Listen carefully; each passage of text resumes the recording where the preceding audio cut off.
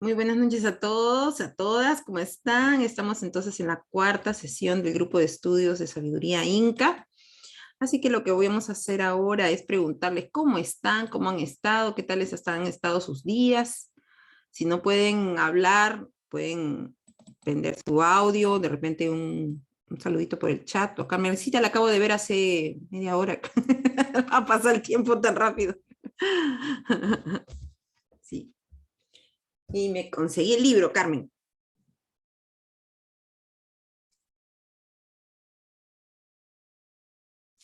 Compré el ¿Dónde librito. lo conseguiste?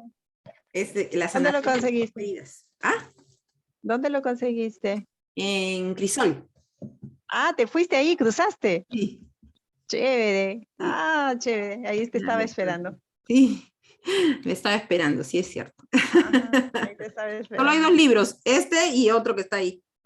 Oh, viste. Ya, ese era para ti, uno era para Sí. ti. Sí, Chévere, chévere. sí, así que ya estoy contenta. Bueno, chicas, Claro. vamos a iniciar porque ya sería bueno que empecemos en punto, que es una alegría que estén acá Marjorie, Karina, Carmencita.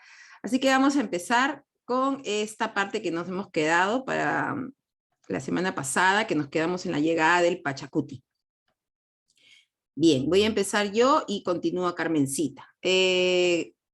Marjorie, ¿puedes leer tú o estás solamente oyendo? Puedes escribirnos al chat si gustas. Buenas noches con todas. Sí puedo leer normal. Perfecto, gracias Marjorie. Y entonces sigo yo, Carmencita y Marjorie, ¿ya? Muy bien, empiezo. La llegada del Pachacuti. Mi experiencia en el pórtico místico impactó y caló profundamente en todo lo que empecé a hacer y a hacer con posterioridad a este primer encuentro. Y también me estimuló a compartir esta sugestiva y nueva información con algunos amigos de agencias de viaje. Inicialmente, don Alejandro, a quien oportunamente consulté mi experiencia, leyó las hojas de coca, incluyendo que no era tiempo para llevar gente a la puerta.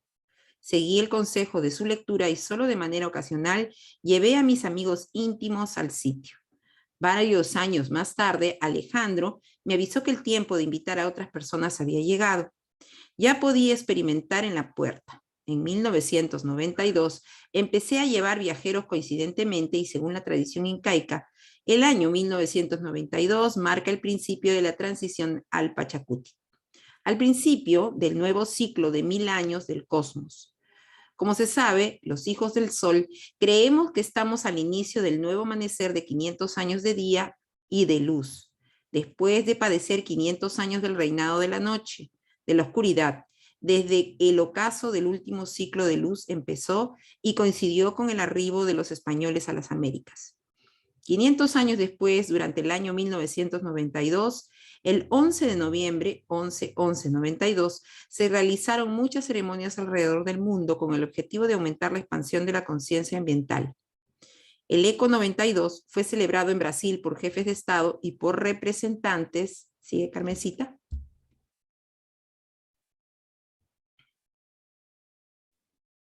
Representantes de muchas tradiciones para discutir el cuidado de la madre tierra, debido a que es necesario que adquiramos conciencia porque se avecina un cambio en el cosmos, como realidad que sobrevendrá indefectiblemente.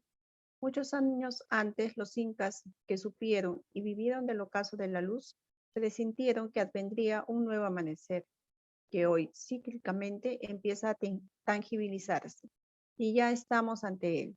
La promesa del Pachacuti y del nuevo amanecer, que es el regreso del tiempo para los hijos del sol, que somos todos, se hace verdad.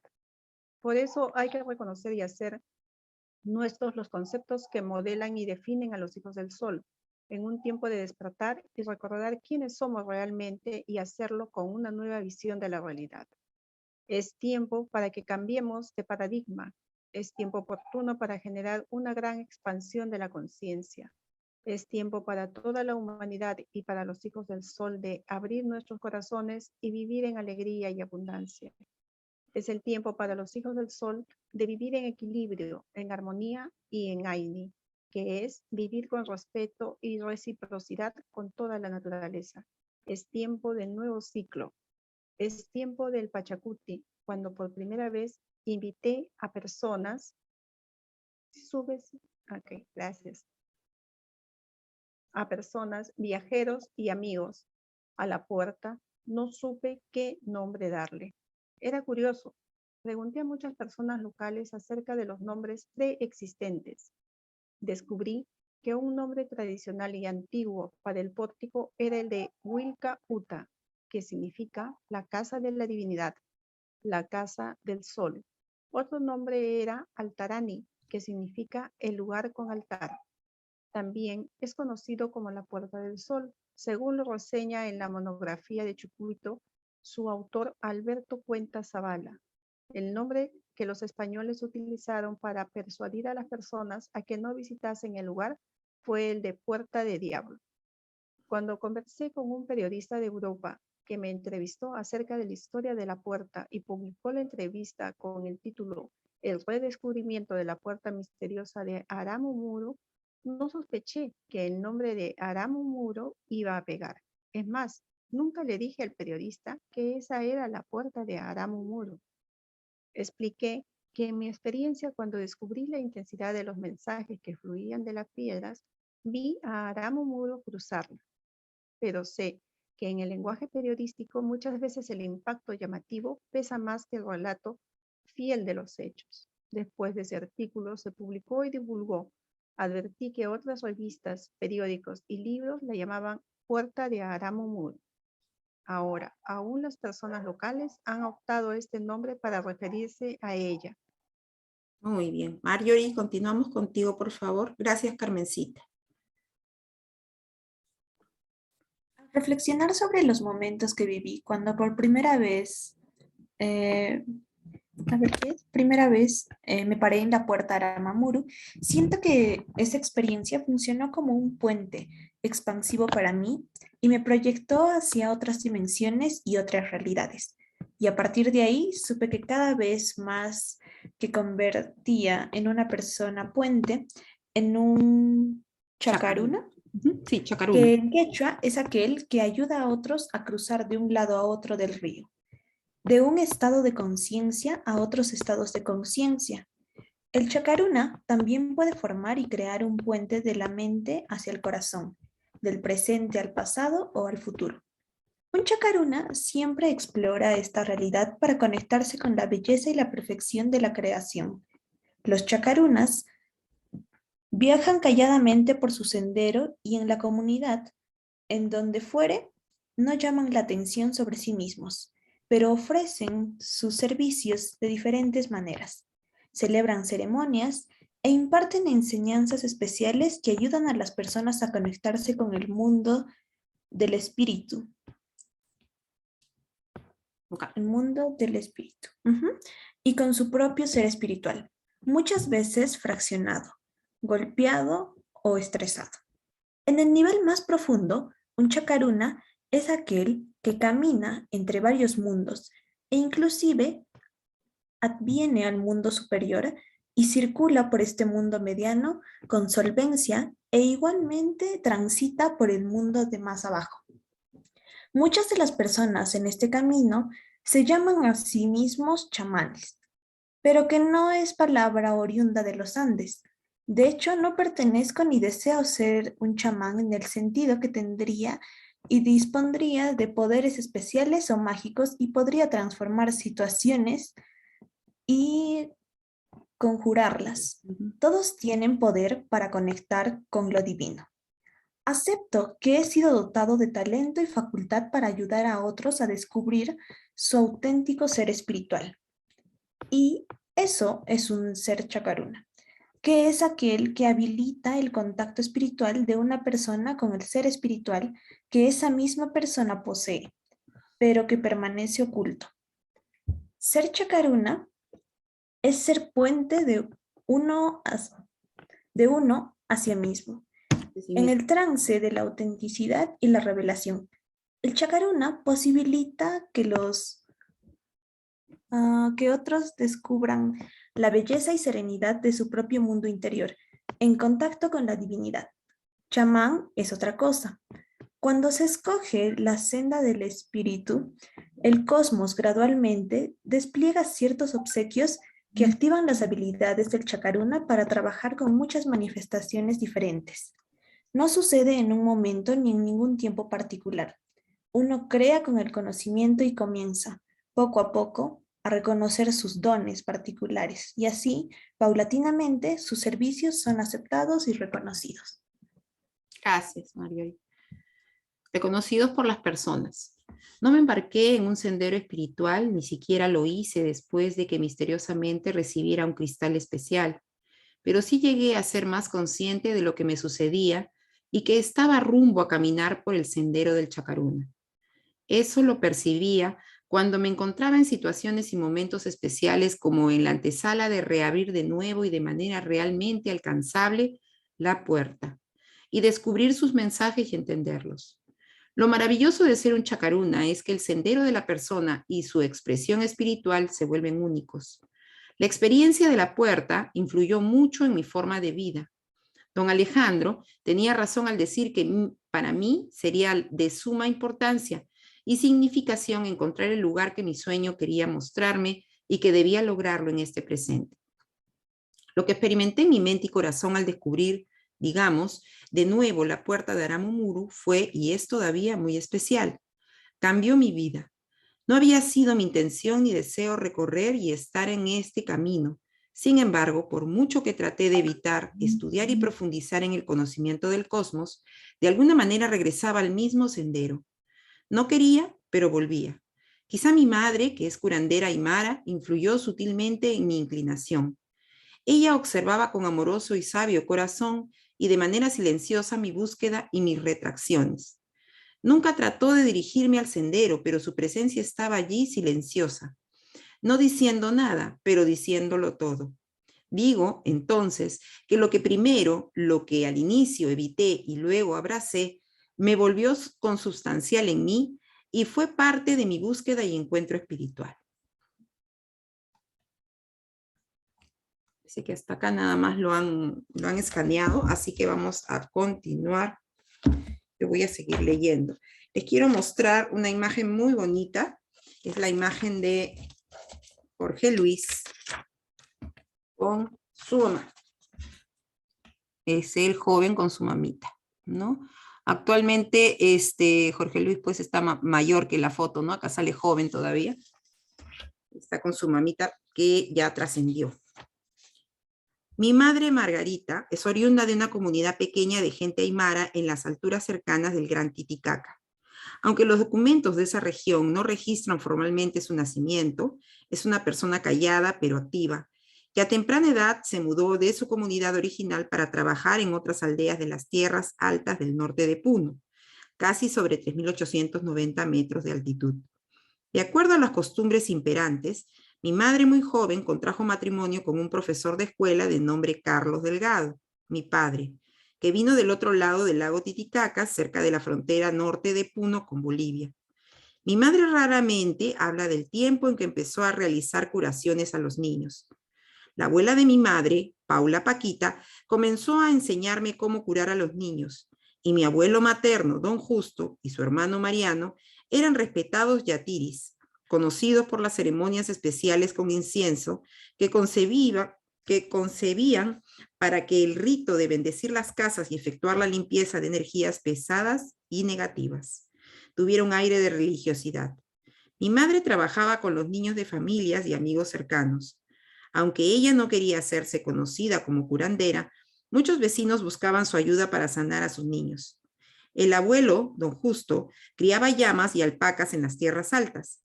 Tenía, sí, mal no recuerdo, unos 10 años cuando por primera vez fui a visitarlo y pasé en su hogar, solo con él, un tiempo de invierno andino que es seco y casi metálico e induce a la reflexión y al pensamiento. Hacía mucho frío en la altura y solo en ese tiempo invernal crecía en la cordillera paja brava o ichu. La paja brava era suficiente para alimentar a llamas y alpacas, que debían conformarse con ese alimento porque ningún otro vegetal crecía en esas alturas serenas y distantes. La tierra de altura era utilizada solamente para pastoreo de llamas y alpacas.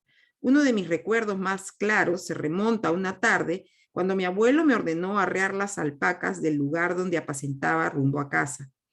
Me sentí muy importante por llevar a cabo esa nueva responsabilidad. Un par de días más tarde, comprendí que las alpacas sabían cuándo y cómo volver por sí solas. Quizás ellas me cuidaban a mí. Me fascinó observar que cuando los animales volvían de los campos, regresaban exactamente al mismo espacio donde habían dormido antes, y lo hacían siempre en la misma posición y exactamente en la misma dirección. En aquellos buenos tiempos, con mi abuelo, recuerdo que como niño vivía más interesado en sus animales que en sus ceremonias. Nunca pensé en él como un yatiri, pero sí conocía que mi tío Mariano era respetado como tal. Después me enteré que ambos eran conocidos, buscados y apreciados. Mi tío, a menudo, llegaba a Puno, la ciudad lacustre donde viví toda mi infancia y juventud, y con mi madre organizaba ceremonias para purificar las casas que le solicitaban los vecinos de la ciudad y sus alrededores. Cuando joven, tenía poco interés en esas ceremonias, y cualquier otro aspecto espiritual de esa naturaleza me era indiferente. Supe que mi madre hacía curaciones, pero nunca presencié sus rituales. Mi madre vivía muy ocupada, súper atareada, criaba a 10 hijos.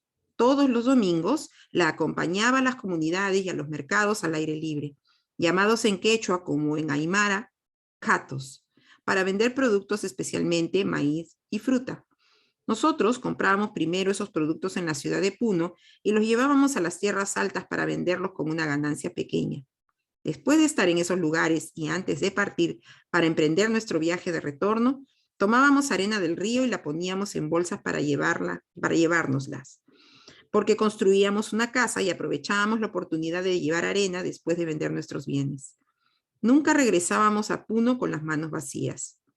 Luego del retorno, mi madre compraba carne y otros productos de primera necesidad a personas que, a la inversa de lo que hacíamos, trasladaban productos desde el campo o sus aldeas para venderlos en el mercado de la ciudad. Le ayudaba en sus faenas, tanto a transportar como a vender los productos.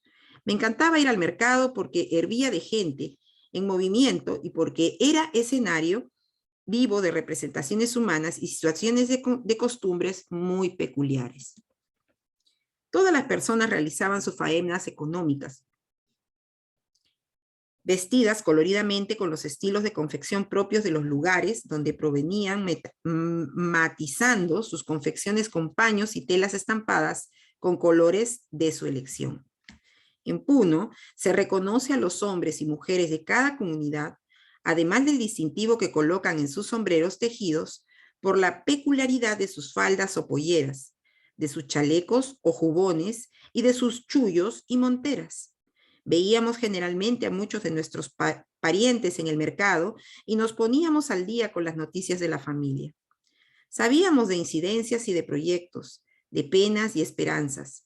En ese tiempo, mi familia, con mi madre a la cabeza, construía lentamente una casa, habitación por habitación, como era la costumbre.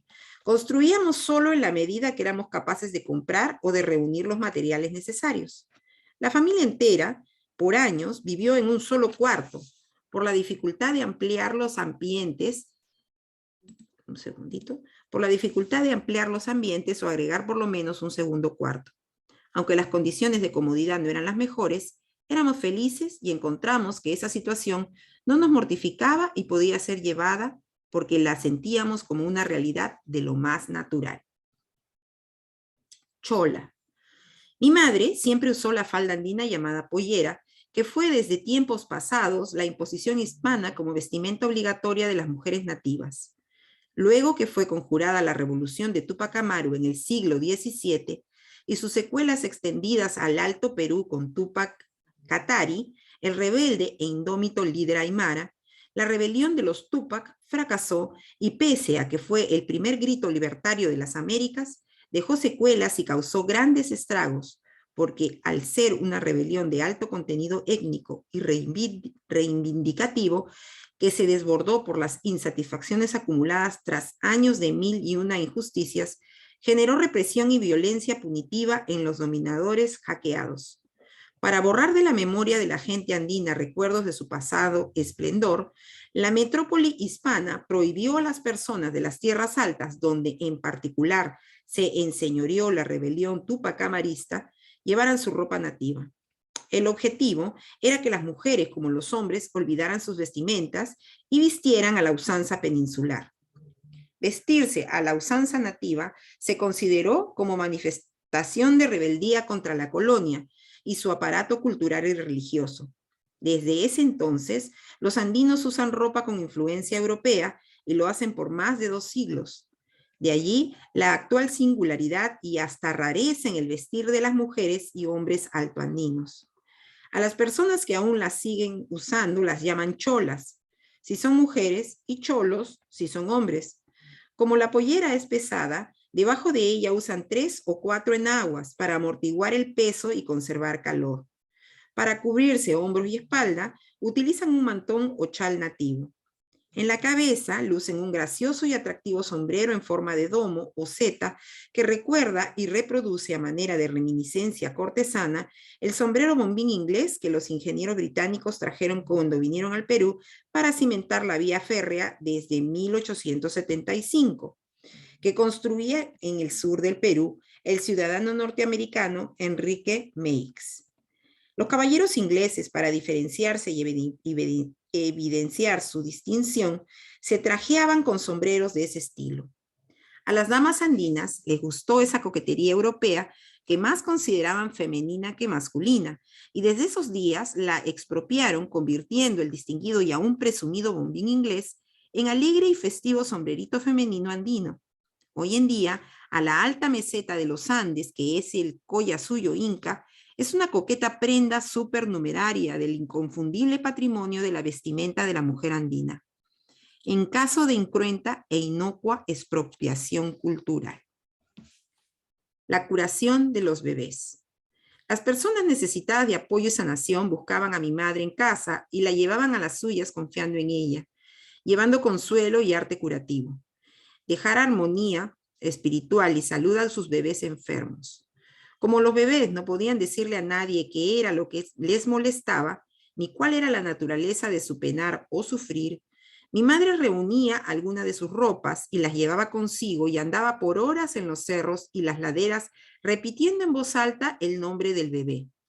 Conversaba con el espíritu de la montaña, con los apus, y luego de ese ritual de diálogo regresaba al atardecer donde el bebé, que respondiendo al rito, ya empezaba vivaz a sanar. Cuando no podía ir a los cerros, caminaba alrededor de la morada, orando por el bienestar del niño, llamando al apu a la puerta de la casa donde moraba el infante y cubriendo al bebé con unas ropas o mantas para reconciliar su almita con el cuerpo físico de la criatura. A menudo solía masajear suavemente el cuerpo del niño. Ocasionalmente, las personas necesitaban de asistencia espiritual. Venía de sitios lejanos, como de 40 kilómetros de distancia, para que le curaran la pena de su bebé. Buscaban la ayuda de mi madre porque respetaban mucho sus dones. Personalmente y en mi infancia y adolescencia, daba por descontado sus servicios para conmigo, al extremo que pocas veces me enfermé. Ponía poco interés a sus sesiones de curación, a menos que éstas se dirigieran a mí, caso que requiriera atención. Muchas personas de las tierras altas dan por hecho y vivencias convencidas que cuando un niño se cae y es herido, necesita comer un poco de la tierra del lugar donde se lastimó. Esto lo ayuda a vencer su temor y reconquistar su tranquilidad, recomponiendo las buenas relaciones con el lugar donde cayó, que fue el sitio donde la tierra lo llamó. Así previenen cicatrices o daños psíquicos ulteriores. Ellos creen que las cicatrices y las marcas físicas provienen de un temor interno que se manifiesta como signo exterior. Si un niño desarrolla una cicatriz, los padres lo llevan donde mi madre para que le curara el temor interno al niño, le extirpara el mal y lograra que la cicatriz desapareciera y huyera dejando en paz al bebé. Recuerdo una vez que jugando caí abruptamente y mi madre me hizo comer un pedacito de la tierra donde violentamente me había posado y no sé si tuve temor interno o no, pero nunca padecí de alguna cicatriz. 1. Espérense un segundito que voy a... Acá, un segundito. Así las veo a todas. Ya, para ver cuántas somos. Anidado al pie y en las faldas de un conjunto de cerros que formaban el anfiteatro y en la orilla occidental del lago Titicaca se encuentra la ciudad de Puno. Según la leyenda, el primer inca subió al lago y en su camino hacia el Cusco recorrió pueblo a pueblo lo que es ahora territorio de ese departamento mayoritariamente altiplánico o meseta de altura plana. Más tarde, el inca volvió al lago y optó por descansar en Puno, vocablo que viene de la palabra Puñuy, que significa lugar para dormir. Tendría cerca de 3 o 4 años cuando mi familia se mudó a esta ciudad y recuerdo de manera vívida mi jardín de infancia o colegio, donde aprendí mis primeros conocimientos y comportamientos. Disfrutaba en la escuela y a medida que crecía, aprecié que en la ciudad se podía asistir a escuelas, mientras que en las aldeas la educación era limitada y muchas veces inexistente. Hoy, Puno es todavía mi hogar y mi ciudad, y aún conserva algunos restos de la civilización que vivió aquí en tiempos preincaicos. El día de hoy, como ciudad capital de región, es un centro importante que influencia en el altiplano por su cultura, su patrimonio de folclore, por las artes que irradia y porque es el primer espacio altoandino del sureste peruano con servicios turísticos de calidad. Las oficinas públicas más importantes de gobierno se localizan en la ciudad de Puno. En tiempos de la colonia, los españoles convirtieron la ciudad en centro de gran importancia debido a la riquísima mina de plata de la Icacota, ubicada al sur oriente de la ciudad y que en su tiempo fue parangón del Cerro Rico de Potosí. Dado que Puno se asienta en las orillas del lago Titicaca, fue un puerto mercantil importante. De hecho, es el puerto lacustre más importante de América del Sur. Aunque ahora solamente tenga actividad de lanchas y botes, y ya no de barcos como antaño, aún puedo recordar el sonido de los barcos grandes a vapor que saliendo del puerto se dirigían al puerto de Huaqui, en Bolivia. Diré, además, que cada año, en el mes de febrero, mi ciudad natal ofrece al mundo la mayor fiesta patronal del Perú, que concentra ánimo y participación juvenil desbordante, que amalgama alegría y diversión con devoción sentida y profunda hacia la milagrosa Virgen de la Candelaria, patrona de la ciudad de Puno. Esta fiesta, que dura 2 semanas, permite que bailarinas de todos los barrios de la ciudad, complementados por visitantes de ciudades de todo el país que llegan expresamente a bailar, sean descendientes y no de puneños, se reúnan y amenicen 15 días de intensidad artística y cultural. Durante las celebraciones se observa más de un centenar de comparsas, muchas de ellas integradas por medio millón de bailarines y más de un centenar de músicos. Por calles y plazas se escuchan diferentes melodías y se ejecutan danzas populares con trajes de luces, es decir, de pedrería que antes fue bordada con hilos de oro y de plata, y con danzas llamadas tradicionales, interpretadas por gente foránea de la ciudad, fundamentalmente del campo, que arriba especialmente para la fiesta bailando en las calles como los demás grupos y vestidos con trajes de lana. Miles de personas asisten para celebrar y mantener sus tradiciones populares vibrantes y vivas. A 45 kilómetros al nordeste de la ciudad se ubica Juliaca, que es una ciudad emplazada en la planicie del desborde y crecimiento del río Coata, y es lugar donde se encuentra el único aeropuerto de la región. Su topografía plana la hace zona inundable y posee un sector comercial en crecimiento. Ambas ciudades tienen espacios urbanos bastante modernos, mezclados con otras áreas más rurales que reflejan las diferentes culturas presentes. En Juliaca encontramos muchos coches, camionetas, camiones que comparten la pista con los taxis ecológicos o triciclos que pueden transportar a 2 personas o trasladar productos o enseres por las calles y que pueblan el paisaje urbano volviéndolo similar, aunque en tamaño pequeño, pero quizás en la misma intensidad, al de ciudades populosas y desordenadas como Calcuta o Bombay. Si bien es cierto que hay muchos triciclos en Puno, pienso que en Juliaca por momentos hay más triciclos que personas. Es cierto. La dama misteriosa.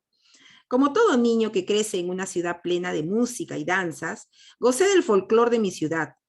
Aunque presté poca atención a las prácticas ceremoniales de mi familia, que prodigaba pacientes surgidos de asistencia espiritual, no estaba muy interesado en lo que a mi madre hacía con los bebés.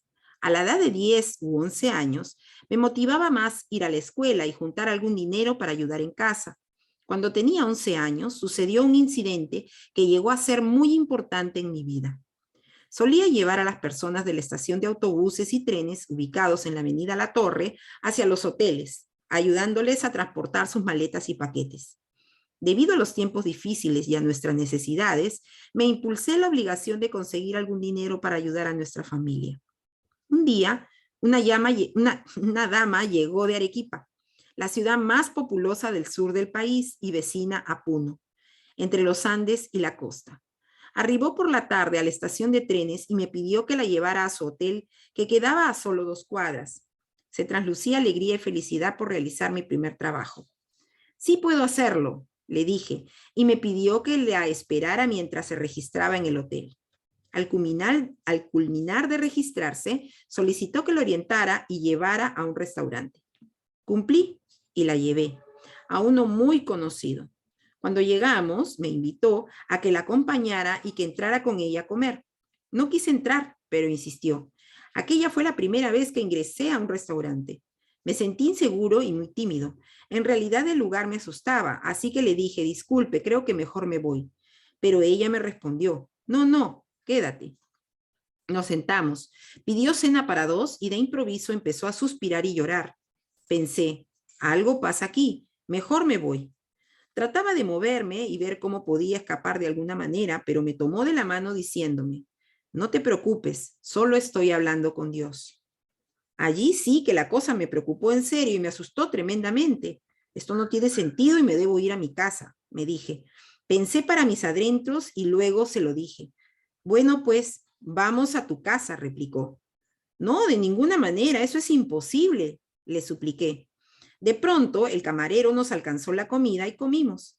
En medio de la cena, traté de explicarle. Es difícil llegar a mi casa, está muy lejos y los taxis no llegan hasta allí. Hay un río de por medio y solo hay 2 botes pequeños para llegar allí. Trataba de convencerla de que acompañarme era mala idea.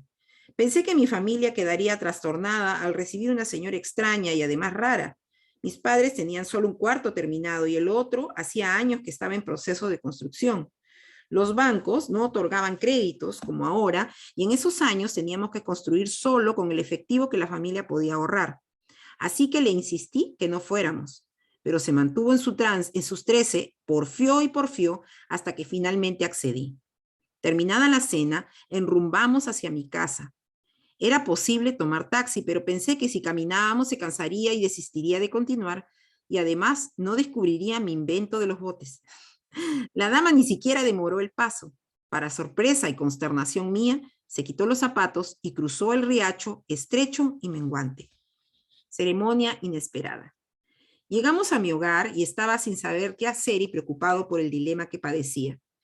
¿Qué dirían mis padres? ¿Por qué traía una persona desconocida a casa que además era foránea? Pensé. Bueno, veremos qué sucede. Cuando llegamos a casa, nuestro perro ladró. Mientras lo calmaba y ataba, la dama caminó directo hacia la puerta. Cuando perdí el miedo y me atreví a entrar, ella ya había iniciado una ceremonia. Estaba sorprendido al ver que estaba en mi casa y que había salido con su gusto. No obstante, lo que más me sorprendió fue que a nadie de mi familia se quejaba por su inopinada y sorpresiva presencia. No entendía bien lo que sucedía. Hasta mis hermanos y hermanas se unieron a la ceremonia. Alguien dijo, dirigiéndose a mí, ponte algo blanco en la cabeza.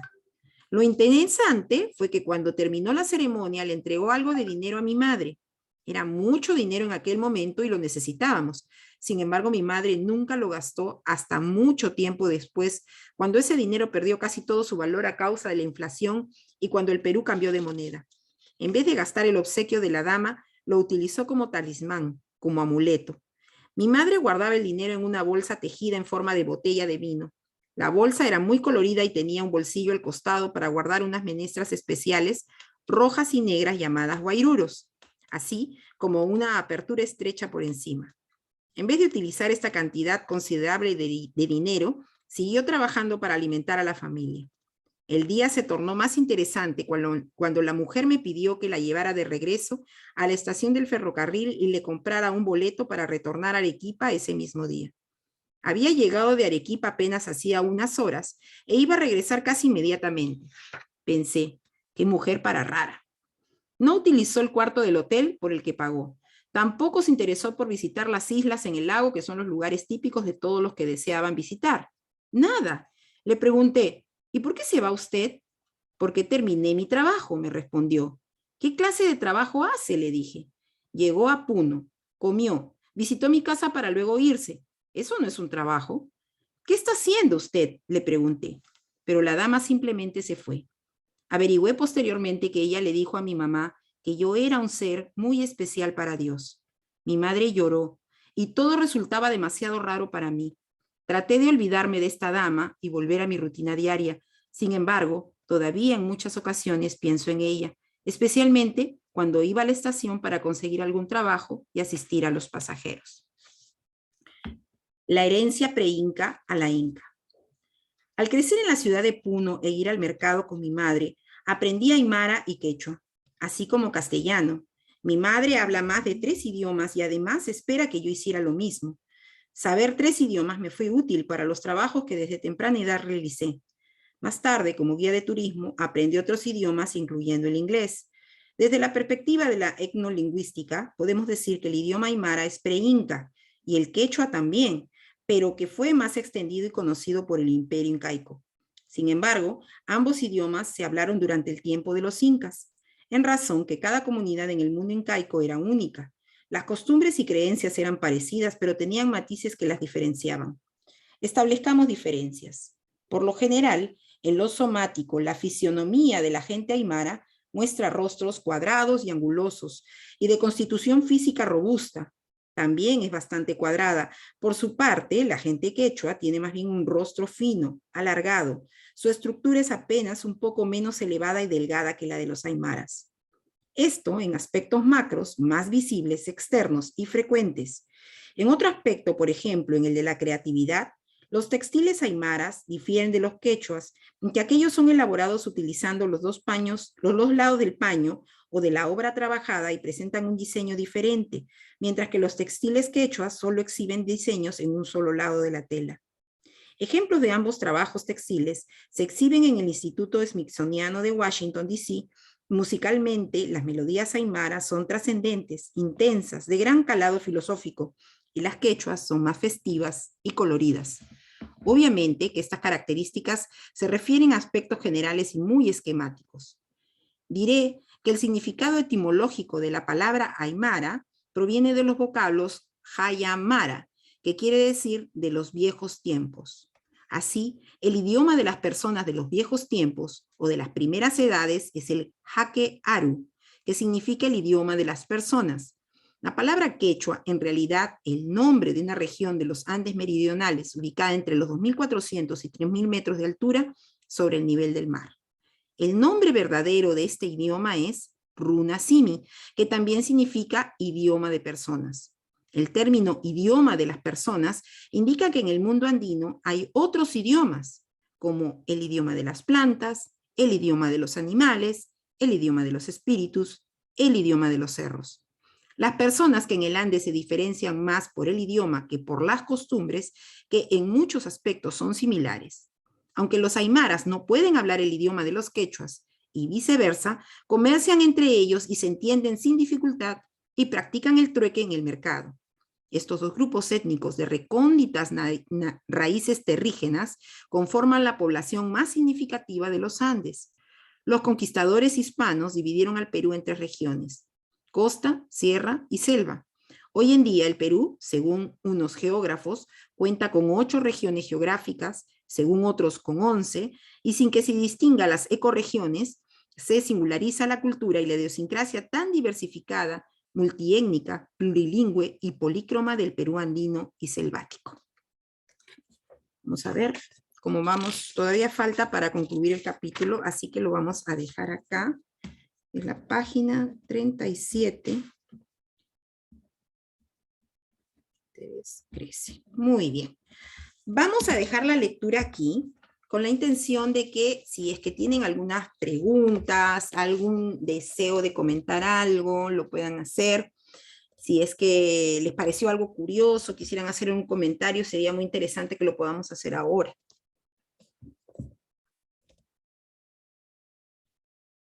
¿Todo está bien? ¿Está claro? ¿Algo quisieran comentar? ¿Algo que les ha parecido curioso? Pues, yo sí tengo claro todo porque he vivido bastante tiempo en Arequipa, en Tacna, más de Toquepala que soy, y siempre he visto eso desde pequeña de las personas que ayudan a los niños, ¿no? Cuando se Ujú, asustan o cuando se caen, eso de que la tierra hay que pasar la ropita, ¿no? Todas esas cosas ancestrales, ¿no? Cómo ujú, curaban a los niños, a los adultos, ante los golpes, justo para que puedan dormir tranquilos. Siempre todas esas enseñanzas sí las tengo claras, ¿no? Todo eso.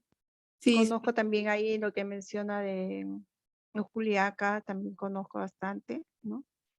Es todo bueno, creo que las personas que estamos un poquito más ligadas hacia el sur mm, conocemos un poco más sobre esto, ¿no? mm, Sobre todo esto. Ujú. qué bonito, ¿no? Sí, bonito, interesante, Sí, muy interesante. a mí lo que más me ha impactado, te digo sinceramente, es la historia que cuenta él de la mujer que llegó de pronto de un día al otro, ¿no? Y que le dejó el Claro, dinero.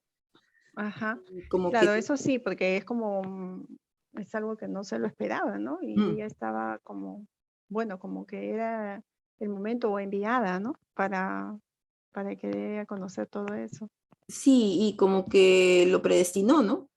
Claro. Porque esta mujer tiene, después aparece, bueno, más adelante en el libro va a aparecer nuevamente.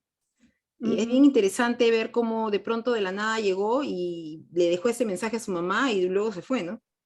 Claro, Que le sí, permitió sí, ver el mundo de una manera diferente. Ya lo vamos a ver porque diferente. el libro es prácticamente, hay partes que es autobiográfica y que él Ujú, cuenta cómo es su historia. Es bien, bien bonita, bien claro. interesante la forma en cómo él ve el Sí, y es mundo. cómo la muestra, cómo la cuenta, ¿no? Porque se entiende perfectamente, es muy claro, ¿no? Y es algo que es muy lindo porque es el conocer cómo es la vivencia allí en esa parte del Perú, ¿no? Mm, Cómo ha sido desde antes, ¿no? sí, Lo que estábamos acostumbrados a ver siempre. sí, sí, sí, sí, sí, muy bonito. Mario, Sí. ¿tienes algún comentario, algo que te haya llamado la atención de lo que hemos leído? Sí, creo que sí, que él mismo, como en el libro o en partes, estaba como relatando esto de las enseñanzas que él tenía de parte de su familia, ¿no? Y es como que aquí, por ejemplo, en Puno, nosotros, o bueno, al menos en mi familia, sí practicamos eso, ¿no? A veces cuando yo era pequeña, recuerdo que siempre cuando a veces, digamos, me caía o íbamos a un lugar nuevo, mis papás siempre como que te llamaban el ánimo. Entonces son como a veces esas pequeñas cosas que inconscientemente nosotros vamos haciendo que en realidad están muy ligadas a nuestro mundo espiritual y todo esto mayormente a veces cuando estamos cerca a estos apus o a lugares que realmente nos van a ayudar como a trascender en este enfoque espiritual. Bonito. Y es muy interesante también a veces cuando nosotros conversamos con nuestra familia y le preguntamos, ¿no? En qué cosas a veces ellos creen o por qué hacen ciertas cosas, ¿no? Porque muchas veces, yo que sé, ponen algo en las puertas o en ciertas fechas hacen ciertas cosas y uno aquí, por ejemplo, en el altiplano ya lo toma como costumbre, pero te vas dando cuenta que hay un trasfondo que es mucho más interesante en lo espiritual. Y con esto, por ejemplo, del ánimo, yo recuerdo que inconscientemente yo también cuando iba a lugares nuevos, y digamos, o se asustaba un niño, se caía, siempre llamaban esto, ¿no? Y luego poco a poco te vas dando cuenta que realmente todo esto tiene un significado espiritual y que no lo hacemos por gusto, ¿no? Y que todo esto lo traemos muchas veces de generación en generación en nuestra familia y no sabemos a veces por qué lo hacemos. Simplemente lo hacemos tal vez porque nuestra familia lo hacía o nos enseñaron, pero en realidad debemos aprovecharnos si tenemos a nuestros abuelos o tenemos personas con las cuales podemos conectar o intercambiar información sobre esto y preguntarles el por qué se realiza. Yo creo que aprenderíamos muchas cosas que tal vez llevamos desde hace mucho tiempo, muchos milenios atrás, Mm, y que hasta ahora se han ido como infiltrando, se podría decir, en nuestra mm. actualidad y en la nueva manera también de vivir. Entonces es muy interesante también a veces poder leer la experiencia que él ha tenido y a veces compararla con las oportunidades o con las vivencias que nosotros mismos hemos tenido, porque uno se va dando cuenta que realmente sí se le ofrecen oportunidades, solo está como en nosotros poder estar atentos a ellas, ¿no? Y darnos cuenta de que, por ejemplo, no hay casualidades y no existe la suerte, sino que realmente nos están dando esas señales para poder despertar. Qué bonito lo que has dicho, Mario. Y sí, qué hermoso tesoro que tienes tú, ¿no? Lamentablemente yo, bueno, no creo que sea lamentable porque mi alma así lo escogió. Yo he nacido en Lima, mis abuelos eran de Lima, mis bisabuelos también eran de Lima, entonces yo no he podido ver esas costumbres y para mí es un mundo diferente, ¿no? Yo, por ejemplo, mi suegra es de Puno, y han vivido en Arequipa mucho tiempo ellos, y por ejemplo yo sí veía que mi suegra hablaba de eso, ¿no? Y de llamar al ánimo, pero yo no entendía lo que hablaban, yo recién, para mí esto es nuevo, ¿no? Entonces, yo por ejemplo, cuando yo leí esto, a mí dije, ¿cómo será? ¿Cómo es esto? Yo por un tiempo viví en Juliaca, un año, y yo veía que los soldados, yo trabajaba en el cuartel de Juliaca, los soldados me decían que no venían a trabajar o me pedían por favor que les diera un papel donde justificaran que no iban a venir al cuartel porque su ánimo se había perdido y su mamá iba a ir a llamarlos. Yo no entendía de qué me hablaban, ¿no? La verdad que no entendía, ¿no? Yo recién leyendo este libro y escuchando lo que hablaba don Jorge Luis, he podido entender un poquito, ¿no? Porque realmente para mí esto es como muy borroso, como para mí es demasiado nuevo y me causa bastante curiosidad, ¿no? Yo lo he escuchado hablando a don Jorge Luis y él dice que dentro de la tradición andina nosotros tenemos 7 espíritus o 7 almas, 7 capas, ¿no? Y que cuando nosotros vamos encarnando, cuando venimos al mundo a través de una pacarina, vamos, o sea, como que nuestros cuerpos se van asentando. Entonces dice que cuando tú eres bebito, hay partes tuyas o espíritus, pedazos de este espíritu que dice que está dividido en 7, que no han, como que no se han quedado bien en el cuerpo y por eso lloras. Y por eso es que es necesario llamar al niño, porque es como que tu espíritu se quedó, pues, en, no sé, en el cerro, en la pacarina, en el campo, entonces a llamar al niño para que puedan integrarse y hacerse uno, ¿no? Y a mí me pareció eso súper raro, ¿no? Extraño. Y él conoce muy bien y como dice, para él era natural ver a su mamá que hacía ese tipo de sanaciones, ¿no? Y qué bendición, ¿no? Que pueda él ahora tener el tiempo de escribirlo, de relatarlo, en una tradición y llevarlo ahora a conocer a otras personas en el mundo que de verdad, o sea, tenemos una cultura súper rica, súper, no sé, maravillosa, que mucha gente viene, o sea, tú que estás allá, Mario, y también en Puno, y tú cuando has viajado, Carmesita, te das cuenta la cantidad de turistas que vienen, ¿no? Y cuando dicen Perú, wow, misticismo, ¿no? Nosotros, ¿cuál es el misticismo? ¿Dónde está el misticismo? Pero yo te digo que yo que vivo en la ciudad, que he vivido durante todo el tiempo en Lima, para mí esto también es wow, ¿no? Es una cosa así como que no ni te explicas, ¿no? De que cómo nuestros ancestros han vivido todo este tiempo con eso, ¿no? Acá en Lima lo que se escucha mucho es que pases el huevito, pero yo nunca había escuchado, ¿no? Que se lleven la ropa del bebé, la paseen por los cerros, que lo vayan llamando. Eso para mí es novedoso, totalmente novedoso, ¿no? Nunca había escuchado yo una cosa así, ¿no? El que tú puedas verlo así desde una profundidad totalmente y una mirada distinta, ¿no? Y que podamos recuperar, ensalzar y revalorar, ¿no? Todo este tipo de cosas que nosotros lo vemos, como tú dices, Marjorie, pues, ¿no? Así como que común, pues, ¿no? Como quien oye llover, ¿no? O sea, no le das importancia porque siempre lo tienes ahí. Pero hay mucha gente que, sobre todo el extranjero que viene y busca este tipo de conexiones, ¿no? Espirituales, de darnos cuenta, ¿no? Y es más, por ejemplo, chayar. Yo veía antes que mi suegro, antes de tomar su cervecita, tiraba un poco al piso. Y decía, qué cochinos, cómo ensucian el piso. No tenía ni idea qué era lo que estaban haciendo, ¿no? Recién ahora entiendo que el chayar es, primero, como él decía, pues Santa Tierra Pachamama, ¿no? Y tiraba un poquito de su cerveza o de lo que estaba tomando, ¿no? Y recién yo tomaba conciencia de cuando yo le preguntaba a mi esposo, ¿y por qué tira por qué tira la cerveza, ¿no? El piso. No, dice que antes de tomar algo hay que darle a la madre tierra, ¿no? Que la madre tierra tiene sed también, dice, ¿no? Entonces hay que darle primero un poquito antes de tomar uno, ¿no? Es el respeto a la Pachamama, es la gratitud que tenemos, porque de ella viene todo, pues nosotros somos de ella, ¿no? Si no fuera porque ella nos ha creado, nosotros no seríamos pues nada, ¿no? Simplemente. Gracias a la Pachamama vivimos, comemos, respiramos, tenemos todo, ¿no? Entonces es una forma muy bonita de rendir agradecimiento, de entrar en conexión con la espiritualidad, y es una espiritualidad que no es pues el que te vayas a la iglesia a darte golpes de pecho o arrepentirte o vivir con culpa. Es una mirada, creo yo, mucho más íntegra, mucho más completa, una mirada más natural de la vida, una mirada llena de gratitud, una mirada con una sensibilidad más profunda y con una capacidad de ver en todo algo sagrado, ¿no? Que no hay nada que no sea sagrado. Encontrar en el cerro, en la llamita, en la plantita, en la chacra, en todos lados hay algo sagrado, ¿no? Y es bonito vivir en un mundo así, te permite vivir pues de una manera totalmente diferente, ¿no? Y cuando uno llega a esta ciudad, a este lugar, al campo y entra en contacto con la forma tan natural que tienen de conectarse, de hablar con la planta, de hablar con el cerro, de hablar con el río, de hablar con los elementos, y uno dice, ¿qué? ¿Cómo? ¿De dónde sale todo esto? Y lamentablemente en las ciudades lo hemos perdido, pues, ¿no?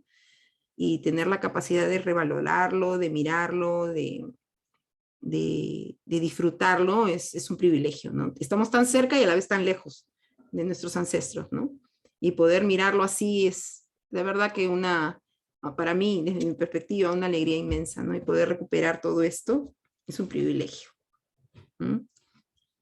Bueno, chicas, si no tienen ningún comentario,